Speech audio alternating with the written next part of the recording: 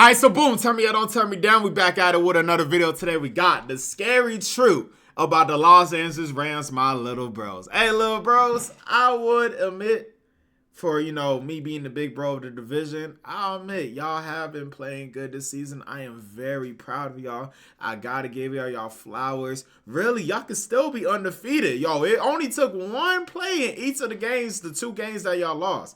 Against the Eagles, the block kick, that was tough. And then against my 49ers with the fumble, Carl Williams, that was tough too. But y'all can still be undefeated right now, so that's just something to keep up in mind. But hey, we have the best division in the league. The NFC West is the best, but let's find out the scary truth about the LA Rams in this video. Link in the description to the original video down below. Just a year ago, everyone thought the Rams were done. Aaron Donald gone, Stafford aging. Dang, yo, I almost forgot about Aaron Donald. Yo, imagine if y'all had Aaron Donald right now.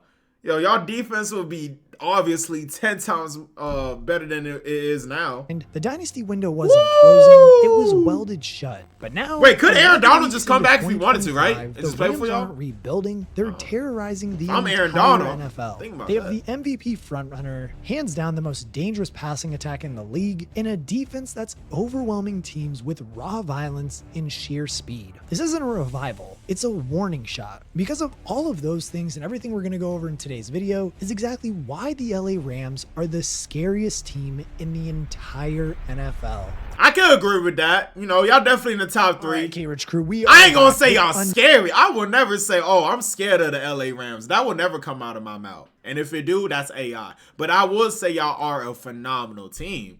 That's something I'll say. Scary? Hell no. I think that the scared Rams of the little are the bros. best team in the entire NFC, hands down. Without a doubt. I think, and I thought that coming into this year that they were legit Super Bowl contenders. And of course, we got the Rams hat. It's actually the Super Bowl hat, if you can't see, from the 2000 team when they were the St. Louis Rams.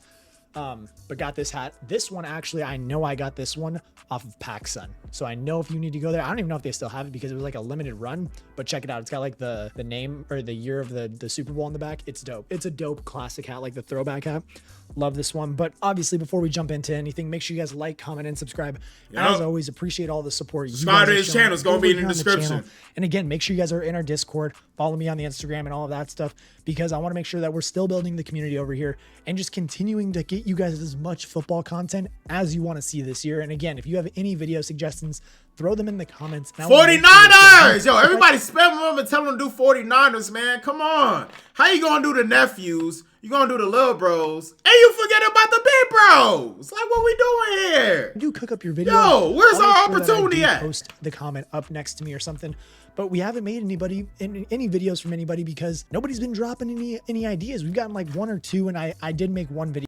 I'm here and everything, but obviously now with all of that out of the way, we have to turn and talk about the LA Rams and just how dominant they have been, because really to understand how they recovered from becoming a collapsing dynasty, we have to go back to really the foundation of this current era of the Rams in Sean McVay. Since the arrival of Sean McVay in Los Angeles, the Rams have been a force in the NFL, regularly making the playoffs and being among the favorites to win it all. It's an era of undoubted success with a Super Bowl win to even show for it. And even in the years after the Super Bowl win, they've managed to consistently make the playoffs, successfully making changes to keep this team as competitive as possible. But as we all know, good things must come to an end eventually. With an aging Matthew Stafford as QB1, key players like Aaron Donald retiring, and franchise favorites like Cooper Kupp and Jalen Ramsey moving on to other teams, it looked like the end had arrived. Yo, what are y'all gonna do when Matthew Stafford retires, though? Like, they're gonna have to find another quarterback.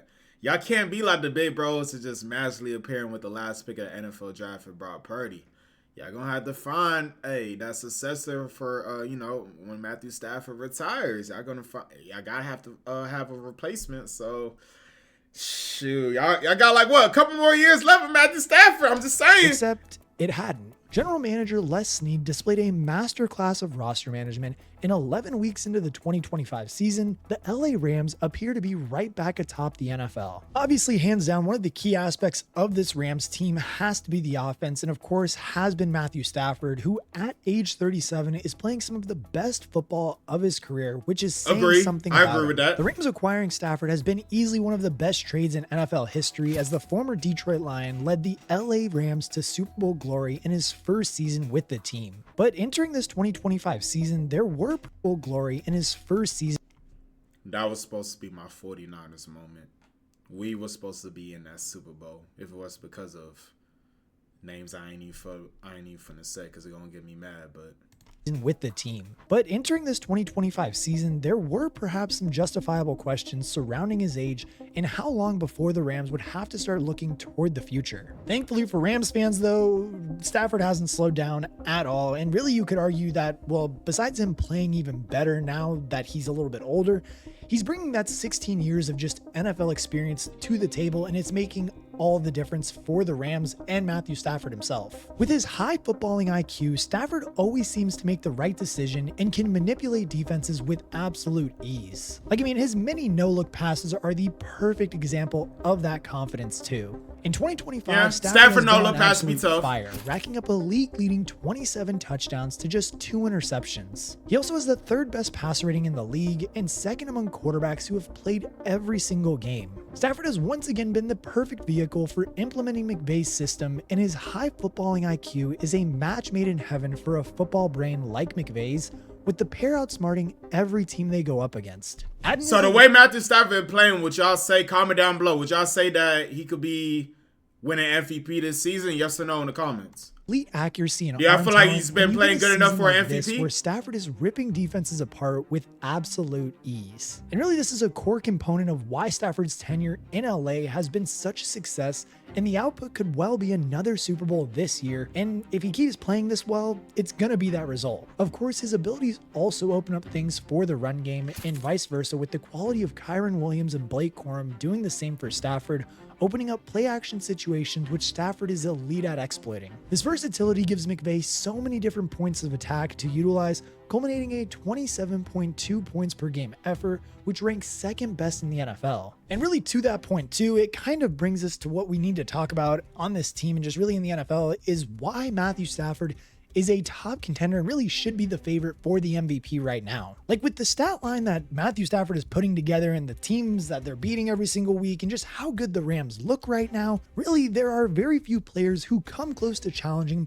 for that MVP award. You could argue Drake May, but even then I still would go with Matthew Stafford. Really, Drake May. Who y'all going with? If y'all had to pick between Drake May or Matthew Stafford, because Drake May has been playing good. Low key, bro. Nah, I probably have to go with Matthew Stafford though. But Drake May has been playing phenomenal. But if I had to pick one, Drake May, Matthew Stafford. I'll probably go with Matthew Stafford. Allow Stafford to excel in his role as a leader of the offense is the exciting talent making up the Rams' skill positions. LA has spent the last few years adding young talent on the offense with a clear emphasis on building for the future. But hell, even in McVay's wildest dreams, he wouldn't have imagined so many of them improving as fast as they have. Of course, Puka Nacua is the best example of this, as he enjoyed a meteoric rise from a 5th round draft pick to breaking rookie receiving records to now being one of the very best wideouts in the entire NFL. He has struggled with injuries since his rookie year, but when he is on the field, his production has been undeniable. In 2025, now healthy again, Nacua has been absolutely incredible with 73 catches and 850 receiving yards, both good for top 3 in the league. 850 receiving yards so far for Puka Nacua. And then JSN already at 1K, y'all. Who y'all picking? Y'all picking Puka Nacua or y'all picking Jason Smith-Njigba?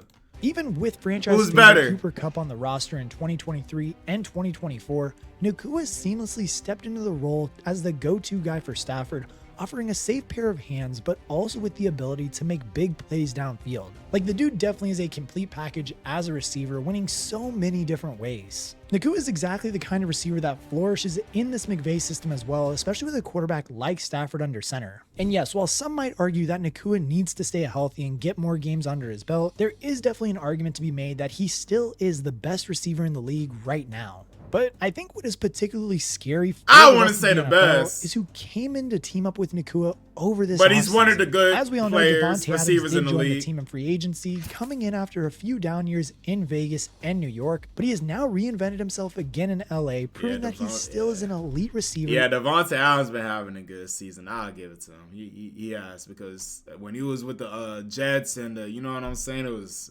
he wasn't really looking like Devontae for real. But with the Rams, hey, he been balling out this season. Even at the age of 32. He's easily been Stafford's favorite target in the red zone as well, catching a league best 10 touchdowns. Really, Adams just works so well with Nakua as they both provide an elite threat as individuals while also creating better situations for the other to flourish in. This duo has developed into the best in the league, providing Stafford with even more options in the pass game, and in these 10 games, Adams has shown that he and Stafford are on the right page, making his acquisition a great move by GM Les Snead and one that could lead to a Super Bowl ring. As we know too, the rushing attack has also developed into one of the most productive in the league and adds some balance to the team as well. This has always been an important aspect of McVay's system as he wants his backfield to run with aggression and power, which then is intended to open things up for the passing game. Hey, why you gotta show a clip of my 49ers though? Hold on, man.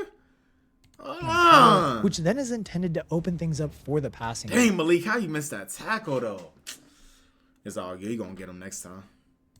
Kyren Williams has always been a favorite of McVay's and is one of the most reliable running backs in the entire NFL. But now this year, he is being spelled much more frequently by sophomore running back Blake Corum, creating a brilliant tandem that brings a combination of speed, power, and shiftiness. Williams is an ideal 3-down back, picking up yards easily and with his vision and physicality, but also contributing well in the passing game with a good pair of hands and an ability to make any defender to miss in the open field. Another area that the Rams did choose to address in the offseason was the offensive line, bringing back Coleman Shelton of the offensive line, who also spent 1 year in Chicago in between stints with the Rams. Shelton's a useful depth piece for this unit who brings some veteran experience as well as versatility to play multiple positions along the interior. Then on the other side of the ball though, the Rams defense is much improved from the 2024 season, giving up fewer yards and points. Les Snead has done an exceptional job rebuilding the defensive line after Aaron Donald's retirement after the 2023 season, bringing in young stars like Kobe Turner and Byron Young in 2023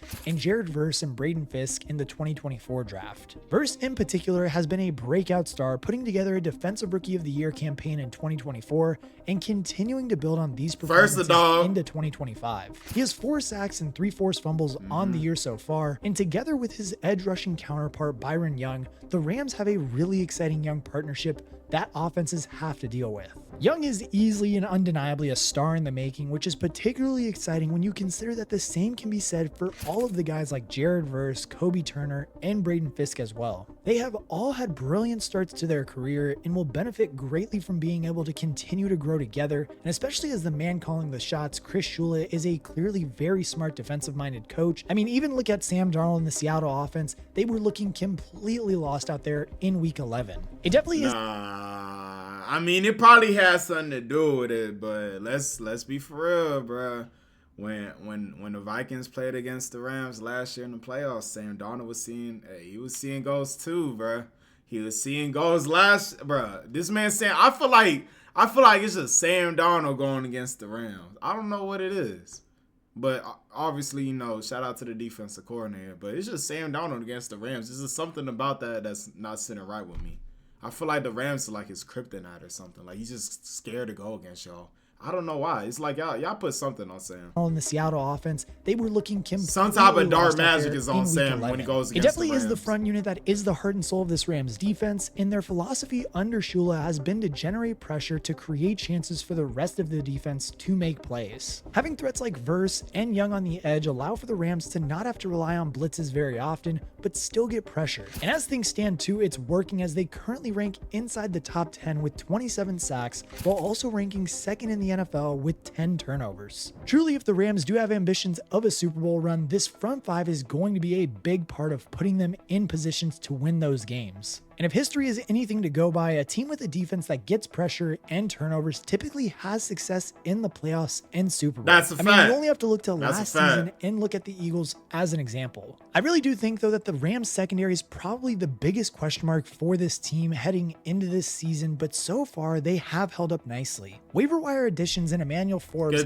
The good thing is, if you bring in that pressure, then it's like, you know, if your corners ain't really too good, it's like, hey, you know, you bringing in that pressure to the quarterback, so it's like you ain't really gonna have too much time to throw if you getting pressure. So that's a good thing about, you know, the Rams defense on bringing that pressure in. Have outshone expectations so far, particularly after holding his own in a tough matchup against JSN in Week 11. Meanwhile, Cam Curl and sophomore Cameron Kitchens are really clicking as a safety partnership, picking up 2 interceptions apiece. Then nickel Quentin Lake has also been brilliant, leading the team with 10 pass breakups to go along 61 tackles, 1 sack, and 1 tackle for loss, and even a forced fumble. All in all, though, this is a very well-rounded defense and one that absolutely looks capable of playing at a high enough level to support this offense on a run to the Super Bowl. As we now get into the business end of the season 2, the Rams are Calm down, bruh. Because the Rams play in the Super Bowl and Levi Stadium. Just imagine that. Just imagine me reacting to the Rams playing in the Super Bowl where my 49ers play in Levi Stadium. And they win the Super Bowl. Bro, I already had to deal with the Dodgers winning the World Series back-to-back. Do you know what that will do to me? Just reacting to them winning the Super Bowl. Yo. If the Rams win the Super Bowl this year, I'm definitely a part of a humiliation ritual. looking like a top contender. There it. really are a few weaknesses on this roster and a good mix of young and veteran talents, and of course some studs who are the top of their respective positions. Matthew Stafford could well be on track for an MVP award, while Puka Nacua could be in line for an Offensive Player of the Year award, and that's without mentioning the likes of Devontae Adams, Kyron Williams, or this ferocious defensive line. And look, the truth is, this Rams team isn't a fluke or a feel-good resurgence. They're a fully formed powerhouse which is balanced, physical, they're not a fluke team. Rams with good. A confidence that we haven't seen since their Super Bowl run. Matthew Stafford looks like an MVP, the offense has weapons everywhere you look, and the defense is young, fast, and relentless. Like, this is the kind of roster that wins in January, and the kind of roster that nobody wants to see across from them when everything is on the line. If they keep playing at this level, the NFC doesn't belong to the Niners, the Lions, or anyone else. It goes through LA. The Rams have had every ingredient to win the whole thing this. First of all, if we see the Rams in the playoffs and we got to go to LA, that's already a home game for us. So it's like, you know what I'm saying? Like, I would like that to happen. Like, us, my 49ers just going, the Rams win the division, they get a top seed. My 49ers make it to the playoffs. Oh, we got to go to LA. Oh, no. It's going to be a home game for us. We going to be there, live in action. Come on, bro. Red out the whole stadium. I know what time it is. Here and Come on, man. I know what time it is. Anyone in the NFL is scarier than these LA. But hey, man, comment down below how y'all felt about this video right here. What team should I do next? I'm just looking at any, like, you know what I'm saying? If y'all have any recommendations, just let me know in the comments. We'll check it out. But hopefully, I enjoy the reaction.